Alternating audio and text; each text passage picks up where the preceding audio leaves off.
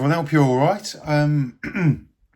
Right, today's video, it's been a while, I know, well, a couple of days, but that's a long time in the YouTube world, isn't it, and the way the world is nowadays. So I just thought I'd do a video on something slightly interesting if you're into kind of Contra and its kind of origins in terms of the artwork and the naming of it. Now, whilst going through the gold mines of stuff at my mum's house, I came across my original, I think this is an 87 or 88 copy of Gryzor, which is the European name for Contra, on the Amstrad, and this is my original copy that I've had since kind of, you know, way back in the day. Unfortunately, there's no tape with this, but it's in really good condition, and I'm just going to add that to the shelf, I think, really, just as a bit of a showpiece. Combat School as well, what a great game that was. Now, obviously, if you look at the artwork there, we all know it's iconic, and you know, the main guy was based on Schwarzenegger in Predator, and the guy leaning away, that's obviously Stallone, isn't it? All meant to look like Stallone, but the posture of the guy leaning away was actually based on another pose of Schwarzenegger in Predator, as far as I'm aware. But yeah, this artwork was done by Bob Wakelin, who did loads of artwork for Ocean on the UK home computers, European home computers back in the day, mainly the arcade ports.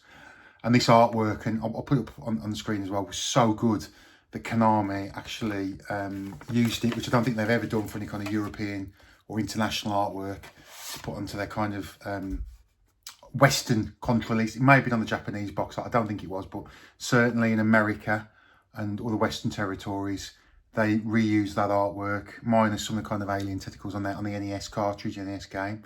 It's absolutely fabulous. So yeah, look at that.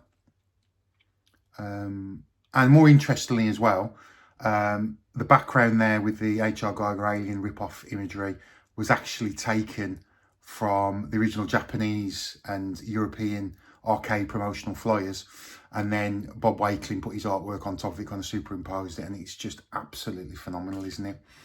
So yeah, Contra as well, in terms of Europe and the UK, the first game was called Gryzor.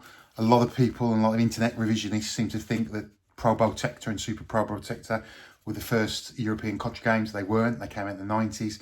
When it came out in the arcades and the initial ports on micros, it was called Gryzor, and it always kind of will be Gryzor to me. And it's a bit of a shame, really, because I really like that name, Gryzor. It would have been nice that they use that internationally, but Contra's really cool, isn't it? And I like how they kind of kept the continuity with the Z and the C on the logo work as well, and the font as well. Yeah, it's great stuff, but yeah, that artwork is so good that Konami decided to use it for their Western cartridge releases, which usually European and American box art, if it's been changed to the Japanese original, is terrible. But Konami could really just see how good that is, really. Quite surprising as well, because, you know, it does look a lot like Schwarzenegger, and there's the aliens influence there, so they might have had a bit of a threat of a lawsuit there as well, really, to be honest with you. So, yeah.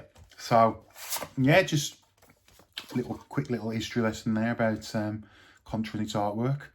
And yeah, but Bob Wakelin, I think he's passed away now, I'm not 100% sure, but his artwork was just unbelievable, isn't it? So if you've got 5 minutes, do a quick Google on his artwork. If you haven't experienced it already, I know a lot of people my age who had home computers back in the day would have, you know, would know about it, or perhaps have seen the artwork but didn't know it's Bob Wakelin did it. So yeah, check his stuff out. So yeah, thanks for watching, guys. Give Contra a play today, or Gryzor. I've got to say as well, guys, the Amstrad port is superb. This, along with Renegade, I think it was programmed by the same people who, probably the two best arcade ports on the Amstrad. Superb stuff. This is a great port as well.